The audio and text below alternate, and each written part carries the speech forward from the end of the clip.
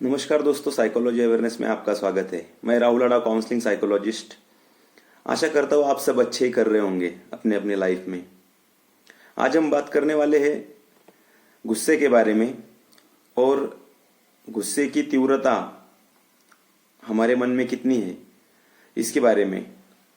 तीव्रता के साथ में हम उसके लक्षण भी देखेंगे कि क्या क्या सिम्टम्स होते हैं गुस्से की, और जो हमारा एंगर सेल्फ है, मतलब इमोशंस जो है, गुस्सा एक इमोशन है पर वो हमारे ही मन से आ रहा है और उस वक्त में हम गुस्सा हो रहे हैं, मतलब वो हमारा सेल्फ है, उसको हम एंगर सेल्फ कह के भी बोल सकते हैं।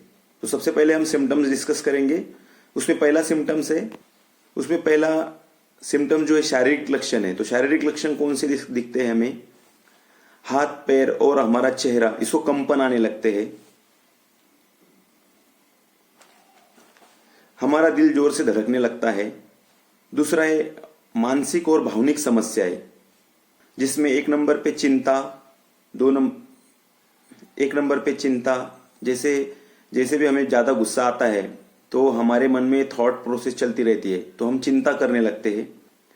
दूसरा लक्षण है चिड़चिड़ापन, हमें बहुत चिड़चिड़ होने लगती है। थोड़ा भी बात अगर हम दूसरों के साथ करें या दूसरा हमारे साथ करने लगता है, जब हम गुस्से में होते हैं तो हमें बहुत चिड़चिड़ होने लगती है। तीसरा है उसके साथ में हमारी निराशा, क्योंकि हमारा जो एंगर सेल्फ है वो सेटिस्फाइड न हुआ, इसलिए हमें निराशा आती रहती है। निराशा के बाद में एक नकारात्मक की भावना हमारे खुद के बारे में या दूसरों के बारे में हमारे मन में बढ़ती रहती है। उसके बाद में नींद की समस्या बढ़ जाती है। गुस्सा अगर क्रॉनिक एंगर है तो नींद में भी उसकी तकलीफ होती है, क्योंकि जब भी हमें गुस्सा आता है और उसकी तीव्रता ज्यादा होती है तो वो हमारी नसों नसों में बैठ जाता है। और गुस्से का सिर्फ ट्रिगर मिला, मतलब थोड़ा से भी गुस्से वाली सिचुएशंस तैयार हुई कि हमारा शरीर, बॉडी, मन उसको जल्दी से रिएक्ट करता है और वो गुस्सा और बढ़ता है। इसकी वजह से हमारी नींद डिस्टर्ब होती है। उसके बाद में आता है हमारी पाचन संस्था, जिसमें हमारा पचन होता है। पचन संस्था जो होती है वो भी गुस्से की वजह से डिस्टर्ब होती है। और ज्यादा गुस्सा आने की वजह से हमें बेचैनी सी भी लगती है, क्योंकि हमारे ब्रेन में जो सेरोटोनिन, जो अच्छा फील गुड हार्मोन है, वो उसका प्रमाण थोड़ा कम होने लगता है। इसकी वजह से हमें हैप्पीनेस हमारा कम हो जाता है। ये कुछ सिम्टम्स हमने डिस्कस किए। तो अभी हम ये देखेंगे कि जब गुस्सा आता है तो कौन सा हार्मोन हमारी बॉडी में रिलीज होता है। तो एड्रेनलिन, ये घटक हमारी बॉडी में रिलीज होता है। इसकी वजह से हमें जो सारे सिम्टम्स दिखने लगते हैं। अभी जो हमने एड्रेनलिन का जिक्र किया, तो उसकी वजह से हमारा ब्लड प्रेशर बढ़ने लगता है और जो भी पूरा बॉडी का सिस्टम है वो डिस्टर्ब होने लगता है और हमें थोड़ी सी भी चिड़चिड़ाहट हमें महसूस करने के लिए बहुत ही तकलीफ जाती है। तो ये कुछ सिम्टम्स हमने डिस्कस किए। तो इस पे जो जानकारी वाले लोग हैं, जो इस विषय में साइकोलॉजी, साइकेट्री, न्यूरोलॉजी, इसमें जो तज्ञ लोग हैं, तो वो बताते हैं कि हमें सबसे पहले रिकॉग्नाइज करना चाहिए, मतलब हमें समझना चाहिए कि एंगर क्या है। तो ये जो सिम्टम्स हमने देखे हैं, ये सिम्टम्स अगर आप में दिखते हैं तो हमें उसी वक्त में वो प्लेस हमें छोड़ना है और थोड़ा सा बाहर जाके आना है, क्योंकि हमें पता है कि गुस्से से हमारी तकलीफें बढ़ रही है और हमें उस वक्त में ठीक रहने के लिए, हमें अच्छा रहने के लिए वो जो प्लेस है वो छोड़नी बहुत जरूरी हो जाती है। तब हम उसको रिकॉग्नाइज कर पाएंगे। तो ये रिकॉग्नाइज कहाँ से होता है? सबसे पहले तो हमें खुद का अवेयरनेस बढ़ाना होगा। हाँ, एक्सेप्ट करना होगा, खुद में वो भावनाएं सबमिट करनी होगी। हाँ, कि मुझे ये लक्षण जो है मेरे अंदर दिखते हैं और वो तीव्रता उतनी ही है जो मुझे परेशान करती है। अगर आपका गुस्सा आपसे कंट्रोल होता है तो आप वो उसी वक्त पे हैंडल कर सकते हो, पर जिनका गुस्सा क्रोनिक है, बहुत ज्यादा गुस्सा है, वो लोग एडजस्ट नहीं कर पाते हैं।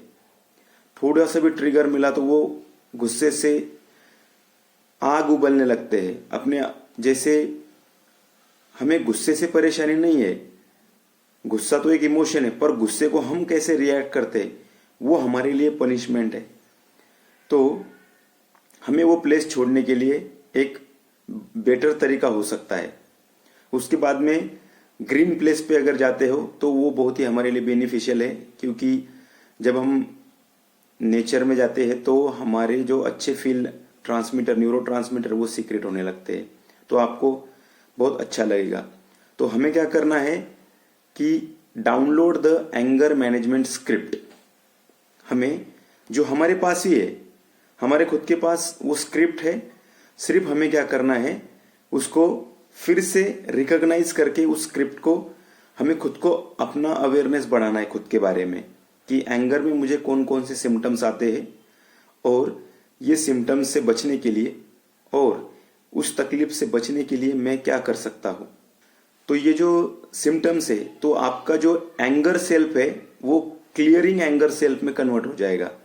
मतलब आपने क्या किया, खुद को बचाने के लिए उसको, जैसे हम हमारे मोबाइल में क्लियरिंग बहुत सारा डेटा हो जाए तो उसको हम क्लियर करते हैं, उसी तरह हमारे मन में, हमारे शरीर में गुस्सा कहाँ कहाँ पे स्टोर हुआ है उसको हम क्लियर करने के लिए ये टेक्निक्स हम यूज करेंगे। उसको हम बोलेंगे क्लियरिंग एंगर स्क्रिप्ट। तो अभी हम इसका एक सारांश रूप में देखने वाले हैं कि गुस्सा भी डिस्कस किया, बहुत सारे लोगों को गुस्सा आता है, बहुत सारे मतलब सबको गुस्सा आता है, छोटा बच्चा भी रहे तो उसका वो गुस्सा आता है।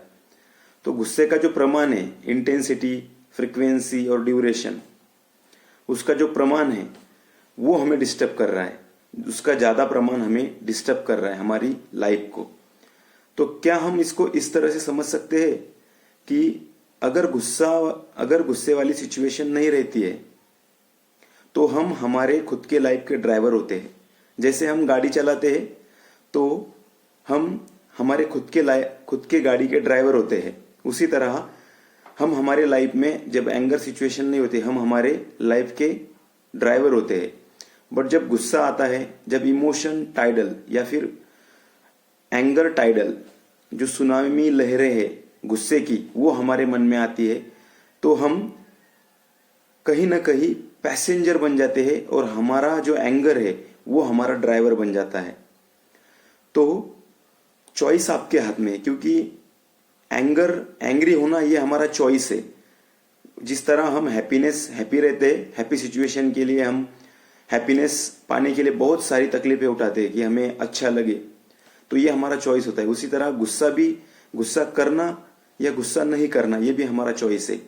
तो चॉइस आपके हाथ में है, आपको पैसेंजर बनना है या आपके लाइफ का ड्राइवर। Thank you.